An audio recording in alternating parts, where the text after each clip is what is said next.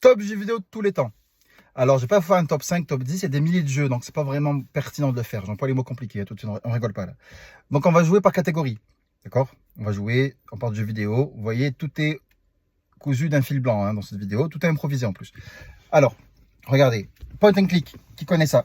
Alors, c'était surtout connu à l'époque, en fait, c'est plutôt du narratif, vous suivez, enfin du narratif plus ou moins, ou du semi-narratif. Vous suivez en fait un personnage dans une histoire en fait, et en fait vous cliquez, c'est souvent pour des dialogues ou des énigmes, d'accord? Mais l'accent est mis surtout sur l'histoire. Alors les meilleurs jeux, c'est Siberia. Je ne vais pas le résumer, ce serait trop long. Allez chercher un peu sur YouTube ou Google, d'accord? Et les Chevaliers de Baphomet, génialissime aussi. Ça part des Templiers. Et d'ailleurs, en anglais, le titre, c'est Broken Sword. Il y a tellement, il a été bien ce jeu, il y en a eu 6. Il y en a un qui va sortir d'ailleurs l'année prochaine. C'est le bouclier de Perceval qui va s'appeler.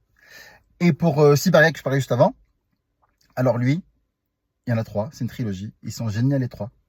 Donc foncez Siberia et les Chevaliers de Baphomet. Monde ouvert, bon, pas de surprise, GTA, d'accord? Le 3 et San Andreas. Les autres sont moins bien par rapport à eux, je trouve. Testez-les. Infiltration, tactique, ah bah c'est Metal Gear. Metal Gear Solid. Celui de Play 1, génial. En fait, vous arrivez dans un monde, mais c'est extraordinaire en fait.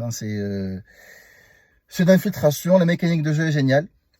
Et le 2, il augmente en tout, en graphisme, en mécanique de jeu aussi. Je vous ferai des vidéos, on va dire, plus complètes sur chacun de ces jeux. Il y a tellement à dire. Et après, RPG, alors là, Final Fantasy VII. Mais il est génial. Moi, quand je l'ai acheté la première fois, j'étais tout petit. J'avais 10 ans ou 11 ans. Et je me rappelle, je l'ai acheté, je crois, à Carrefour d'un village. Et je comprenais rien, moi. Je suivais pas trop à l'époque, il n'y a pas Internet. Donc, pas, tu vois, j'ai vu un jeu, je demandais au vendeur. Il m'a dit, ouais, lui, il est bien, lui, franchement, il est top et tout. Même lui, il m'a pas trop expliqué bien. Il m'a dit, il est monde ouvert et tout. Et quand je l'ai pris, en fait, je me rappelle, j'ai tourné la boîte. J'avais vu une espèce de perso, là, qui faisait du surf. Je me suis dit, c'est quoi, c'est un jeu de surf, ce truc? Et après, la claque, quand je suis rentré, je l'ai mis dans la play. En fait, on arrive, il y a un blond, là, avec cheveux comme ça. Et il rentre dans le métro. Et en fait, il y a une mission, on court, on suit un groupe, on saute sur le toit du métro, on dialogue, on dit ouais, il faut foncer ici, il y a des méchants, bon, après on fait des combats.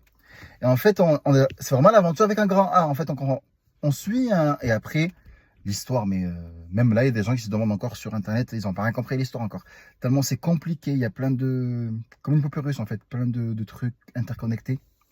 Mais lui, il est génial. Que ce soit gameplay, histoire, mais c'est génial. C'est comme un roman en fait, c'est un roman, mais qu'un côté jeu quoi. Bon, le Final Fantasy 8, on va dire tous les Final Fantasy, mais le meilleur c'est le 7. Stratégie, Warcraft 3. Pour ceux qui aiment Seigneur des Anneaux, c'est pareil, vous incarnez des elfes ou des orques, etc., des humains. Et le but c'est créer sa base, mais après il y a tout un scénario. Vous suivez, donc lui aussi c'est génial.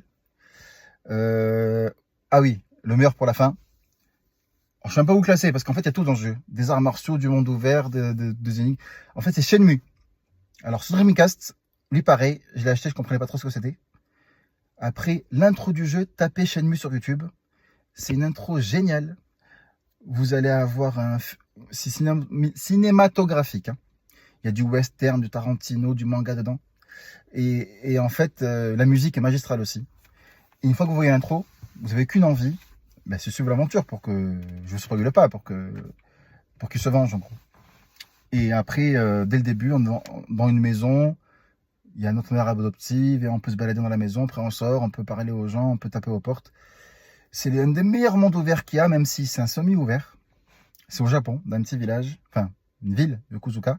Et après, on va aller dans d'autres villes, jusqu'en Chine. Et c'est un voyage initiatique, philosophique, c'est magnifique.